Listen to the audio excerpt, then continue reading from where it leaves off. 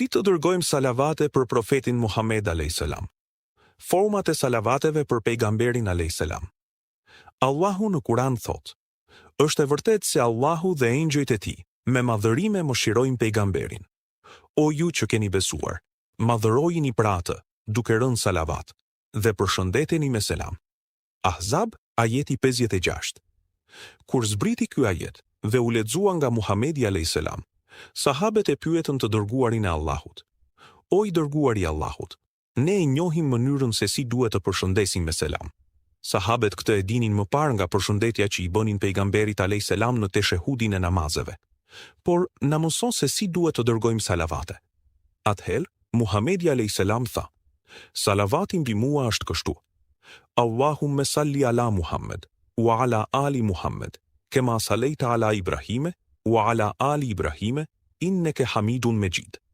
Allahumme barik ala Muhammed, wa ala ali Muhammed, kema barekta ala Ibrahime, wa ala ali Ibrahime, inneke hamidun mejid." O Allah, shpëtoje Muhamedin dhe familjen e Muhamedit, ashtu si që shpëtove Ibrahimin dhe familjen e Ibrahimit, se me të vërtet, ti je i lavdëruar e i famshëm. O Allah, bekoje Muhamedin dhe familjen e Muhamedit, ashtu si që bekove Ibrahimin dhe familjen e Ibrahimit, se me të vërtet, ti je i lavdëruar dhe i famshëm. Këtë salavat e themi së paku 16 herë, vetëm gjatë namazeve. Salavatet më të shkurtra mund të bëhen kështu: Allahumma salli ala Muhammad, ose Allahumma salli ala Sejidina Muhammad, ose Allahumma salli ala Sejidina Muhammadin wa ala ali Sejidina Muhammad. Ekzistojnë edhe transmetimet të ndryshme të formave të salavatit, të cilat i përmend Ibni Kethiri, të transmetuara nga Aliu radiallahu an, Ibni Mesudi, si dhe shumë të tjerë nga sahabet, tabiinët e tebej tabiinët, pasuesit. Salavati i gjitha krijesave të tokës transmetohet në përmbledhjen e haditheve të Dare Kutnit, që na jep edhe Imam Sujutiu Ra në tefsirin e tij, se një ditë Ebu Bekri, Allahu qoftë i kënaqur prej tij, thot: "Isha një ditë tek pejgamberi alayhis salam, ku erdhi një burr i cili na dha selam. Pejgamberi alayhis salam ja ktheu selamin dhe e uli në afërsi. Pasi që përfundoi vizitën, u ngrit dhe shkoi.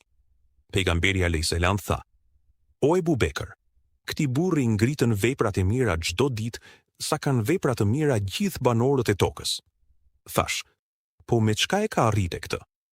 Pejgamberi mu përgjigj: "Ai çdo herë në sabah më dërgon nga 10 salavate, i cili salavat është si salavati i gjitha krijesave të tokës."